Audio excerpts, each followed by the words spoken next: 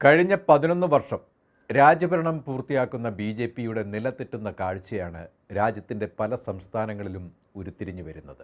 ഏറ്റവും താഴെത്തട്ടിൽ തന്നെ ബി.ജെ.പി വിരുദ്ധത ഏറ്റവും രൂക്ഷമാവുന്ന സാഹചര്യത്തിൽ തദ്ദേശ തെരഞ്ഞെടുപ്പുകളിൽ ബി.ജെ.പിക്ക് വൻ തിരിച്ചടിയാണ് സംഭവിച്ചത്. കേരളത്തിൽ നടന്ന തദ്ദേശ തിരഞ്ഞെടുപ്പിൽ ഭരണപക്ഷമായ LDF മുന്നണി വീണുടഞ്ഞപ്പോൾ പ്രതീക്ഷ വാനോളമുയർത്തി തിരഞ്ഞെടുപ്പിനെ നേരിട്ട ബി.ജെ.പിക്ക് പ്രതീക്ഷ അമ്പെ തകർന്നു. ആകെ തിരുവനന്തപുരം കോർപ്പറേഷൻ മാത്രം ഭരണം കിട്ടിയതിൽ ആഹ്ലാദം ഒതുക്കി. അല്ലെങ്കിലും ബി.ജെ.പിയുടെ കേരളത്തിലെ പ്രതീക്ഷ അത്രയ്ക്കൊന്നും വളരുന്നതല്ല എന്നത് ബി.ജെ.പിക്ക് നന്നായി അറിയാം. ദക്ഷിണേന്ത്യ സംസ്ഥാനങ്ങൾ ഒഴികെ ബി.ജെ.പി വളർച്ച കൈവരിച്ച സംസ്ഥാനങ്ങളിൽ നിന്നും തിരിച്ചടികൾ സംഭവിച്ചു കൊണ്ടിരിക്കുകയാണ് എന്നതാണ് റിപ്പോർട്ടുകൾ ഇപ്പോൾ പുറത്തു വന്നുകൊണ്ടിരിക്കുന്നത്. ബീഹാർ തിരഞ്ഞെടുപ്പിൽ വിജയിച്ച് JDU-BJP സഖ്യം അധികാരത്തിലെത്തിയിരുന്നു. അതും തെരഞ്ഞെടുപ്പിൽ അട്ടിമറി നടത്തിയെന്ന ആരോപണം നിലനിൽക്കെ ഈ ബീഹാർ തിരഞ്ഞെടുപ്പിന് ശേഷം പക്ഷേ ബി.ജെ.പി രാജ്യത്ത് പലയിടത്തും പരാജയപ്പെട്ടതിൻ്റെ വാർത്തകൾ വന്നുകൊണ്ടേയിരിക്കുകയാണ്. രാജസ്ഥാനിലും തെലങ്കാനയിലും കോൺഗ്രസിൻ്റെ മുന്നേറ്റം ശരിക്കും ബി.ജെ.പി പാളയത്തെ പിടിച്ചുലച്ച് കളഞ്ഞു. ബി.ജെ.പി ഭരണത്തിലുള്ള മധ്യപ്രദേശിൽ തിരഞ്ഞെടുപ്പിൽ തിരിച്ചടികൾ ഏൽക്കുമ്പോഴും അവിടെ പ്രതിസന്ധികൾ രൂക്ഷമാവുകയാണ്.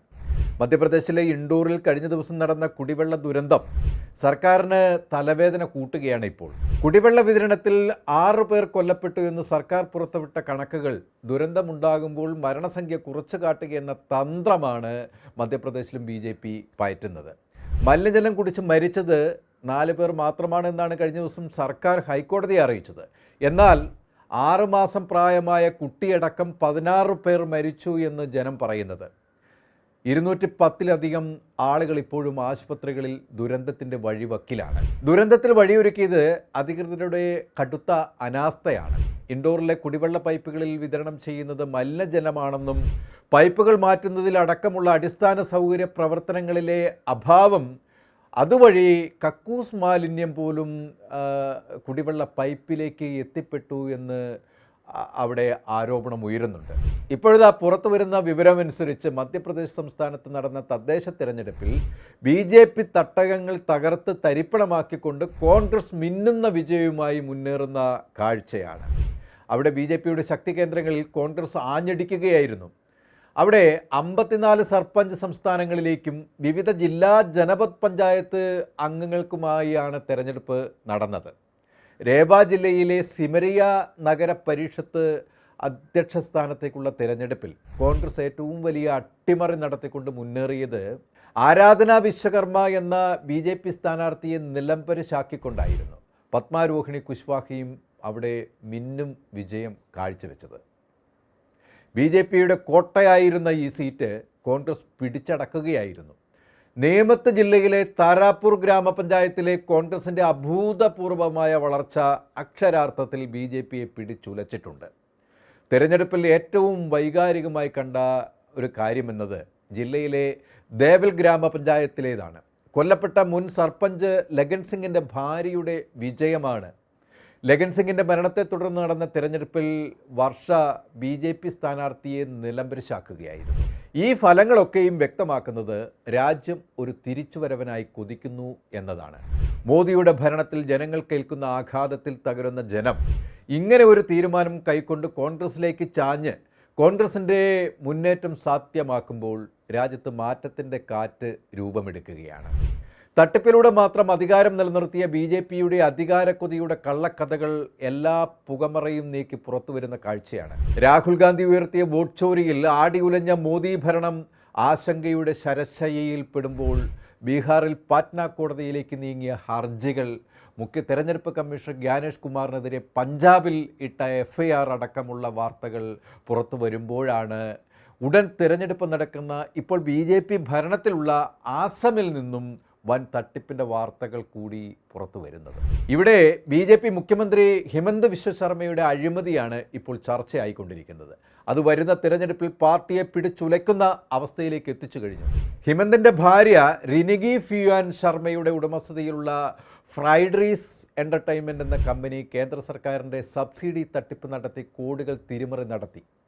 പ്രധാനമന്ത്രി കിസാൻ സമ്പദ് യോജനയുടെ ഭാഗമായ കേന്ദ്ര ഭക്ഷ്യ സംസ്കരണ മന്ത്രാലയം നൽകുന്ന 10 കോടിയുടെ സബ്സിഡി റിനികി ഫ്യൂ ആൻഡ് ശർമ്മയുടെ കമ്പനിക്ക് ലഭിച്ചു എന്നതാണ് കോൺഗ്രസ് ആരോപിക്കുന്നത്.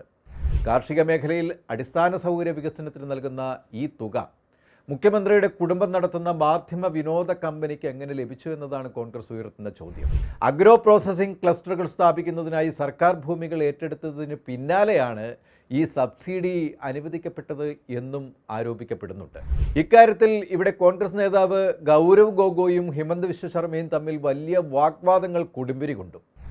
കോൺഗ്രസിൻ്റെ ഈ ആരോപണം തള്ളിക്കളഞ്ഞ ഹിമന്ത് ശർമ്മ കേന്ദ്രത്തിൻ്റെ 1 രൂപ പോലും തങ്ങളുടെ കുടുംബ കമ്പനികൾ കൈപ്പറ്റിയില്ല എന്ന് പറഞ്ഞിരുന്നു. എന്നാൽ കേന്ദ്ര മന്ത്രാലയത്തിൻ്റെ വെബ്സൈറ്റിൽ സബ്സിഡി ലഭിച്ച കമ്പനികളുടെ പട്ടികയിൽ ഫ്രൈഡീസ് എൻ്റർടൈൻമെൻറ്റിൻ്റെ പേരും വ്യക്തമായി ഉണ്ട്. രേഖകൾ നിരത്തി പ്രതിപക്ഷം ഇത് തിരിച്ചടിച്ചു മുഖ്യമന്ത്രിക്കെതിരെ. ഈ ആരോപണം നിലനിൽക്കുമ്പോൾ തന്നെയാണ് കോവിഡ് കാലത്തെ PP കിറ്റുകളുടെയും സാനിറ്റൈസറുകളുടെയും വിതരണത്തിൽ നടത്തിയ അഴിമതിയും പുറത്തു വരുന്നത്. കോവിഡ് മഹാമാരി സമയത്ത് അടിയന്തരാവശ്യങ്ങൾക്കായി നടത്തിയ കരാറുകളിൽ മുഖ്യമന്ത്രിയുടെയും ഭാര്യയുടെയും അടുത്ത സുഹൃത്തുക്കളുടെയും ഉടമസ്ഥതയിലുള്ള കമ്പനികൾക്ക് മുൻഗണന നൽകി വിട്ടുവീഴ്ച ചെയ്തു ഹിമന്ത് ശർമ്മ എന്നാണ് ആരോപിക്കപ്പെടുന്നത്. വിപണി വിലയേക്കാൾ ഉയർന്ന വിലയ്ക്കാണ് സർക്കാർ വാങ്ങിയതെന്നും ഇതിലൂടെ വൻതോതിലുള്ള നഷ്ടം സർക്കാരിന് ഉണ്ടായി എന്നും കോൺഗ്രസ് പറയുന്നുണ്ട്. നാഗാപൂർ ജില്ലയിലെ കാർഷിക ആവശ്യങ്ങൾക്കായി നീക്കിവെച്ച 50 വിഘ ഭൂമി മുഖ്യമന്ത്രിയുടെ ഭാര്യയുടെ കമ്പനി വ്യവസായിക ആവശ്യങ്ങൾക്ക് നിയമവിരുദ്ധമായി മാറ്റിയെടുത്തു എന്നും ആരോപണമുണ്ട്. സാധാരണ ഭൂമി ലഭിക്കാൻ പ്രയാസമുള്ള സാഹചര്യത്തിൽ അധികാരം ഉപയോഗിച്ച് മുഖ്യമന്ത്രിയുടെ ഭാര്യ ഭൂമി തട്ടിയെടുക്കുകയാണ് എന്നാണ് പ്രതിപക്ഷ കക്ഷികൾ ഒറ്റക്കെട്ടായി പറയുന്നത്. ഈ വിഷയത്തിൽ ED CBI അന്വേഷണം ഉടൻ വേണമെന്നാവശ്യപ്പെട്ട് ഗുവാഹത്തിയിൽ പ്രക്ഷോഭം ഘടിപ്പിച്ചിരിക്കുകയാണ് കോൺഗ്രസ്. മുഖ്യമന്ത്രി ആരോപണങ്ങൾ നിഷേധിക്കുന്നുവെങ്കിലും ഓരോ ദിവസവും പുറത്തുവരുന്ന രേഖകൾ മുഖ്യമന്ത്രിക്ക് കുടുക്ക് വർദ്ധിപ്പിക്കുകയാണ്. ഭൂമി ഇടപാടിലും സബ്സിഡി വിവാദത്തിലും സർക്കാർ കൃത്യമായ മറുപടി നൽകാതെ ഇരിക്കുന്നത് അവിടെ BJPക്ക് തിരിച്ചടി ആകുകയാണ്. അസമിൽ സാധാരണക്കാരിൽ നിന്നും അവരുടെ അവകാശങ്ങളെ തട്ടിപ്പറിക്കുന്ന സർക്കാരിൻ്റെ നടപടികൾ വൻ പ്രതിഷേധത്തിന് വഴിവെക്കുകയാണ്. 10 വർഷമായി ഹിമന്ത് ശർമ്മ ആസാമിനെ ഭരിച്ചു മുടിച്ചു എന്ന് ആസാമിനെ കുടുംബസ്വത്താക്കി മാറ്റാനുള്ള ശ്രമമാണ് നടന്നതെന്നും കോൺഗ്രസ് എടുത്തു പറയുന്നുണ്ട്. ഗൗരവ് ഗൊഗോയുടെ നേതൃത്വത്തിൽ സംസ്ഥാനം തിരിച്ചുപിടിക്കാൻ തന്ത്രങ്ങൾ മെനഞ്ഞ് കരുക്കൾ നീക്കുകയാണ് അവിടെ. നിലവിലെ സാഹചര്യം കോൺഗ്രസിന് അനുകൂലമാവുകയാണ്. ബീഹാറിൽ നിതീഷ് കുമാർ നടപ്പിലാക്കിയ തന്ത്രങ്ങൾ ശർമ്മ ഇവിടെയും നടപ്പിലാക്കാനുള്ള തയ്യാറെടുപ്പിലാണ്. സ്ത്രീ വോട്ടർമാരെ ലക്ഷ്യമിട്ടുകൊണ്ട് സർക്കാർ പണവിതരണം നടത്തി വോട്ട് പിടിക്കാനുള്ള തയ്യാറെടുപ്പിനെ കോൺഗ്രസ് തല്ലിക്കെടുത്തുന്ന കാഴ്ചയുമാണ് അവിടെ നടക്കുന്നത്.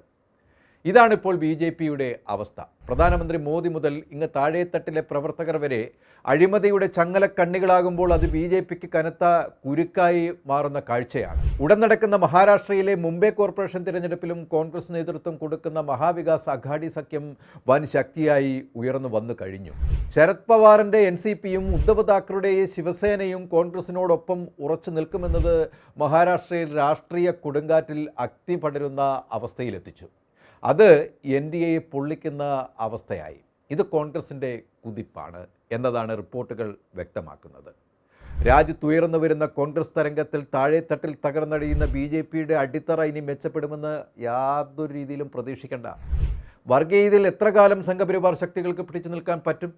ഇന്ത്യയുടെ അടിസ്ഥാന തത്വങ്ങളായ മതേതരത്വവും ജനാധിപത്യവും ഇങ്ങനെ തലയുയർത്തി രാജ്യത്തിൻ്റെ അഭിമാനമായി ഉയർന്നു നിൽക്കുമ്പോൾ ഒരു സംഘപരിവാർ ശക്തികൾക്കും ഇന്ത്യയെ നശിപ്പിക്കാൻ പറ്റില്ല. ഇന്ത്യയെ പൊതിഞ്ഞ് സംരക്ഷിക്കാൻ കോൺഗ്രസ് എന്നും മുന്നിലുണ്ട് എന്നത് തന്നെയാണ് ഇന്ത്യൻ ജനതയുടെ പ്രതീക്ഷയും. ആ പ്രതീക്ഷ സഫലമാക്കാൻ മുന്നിട്ടിറങ്ങിക്കഴിഞ്ഞു ഇന്ത്യൻ നാഷണൽ കോൺഗ്രസ്. BJPയുടെ പതനം പൂർണ്ണമാക്കാൻ. കൂടുതൽ വാർത്തകൾക്കും വിശേഷങ്ങൾക്കും ഞങ്ങളുടെ channel like, share and subscribe ചെയ്യുക. കൂടാതെ സബ്സ്ക്രൈബ് ബട്ടണിലെ ബെൽ ഐക്കൺ എനേബിൾ ചെയ്യാനും മറക്കരുത്.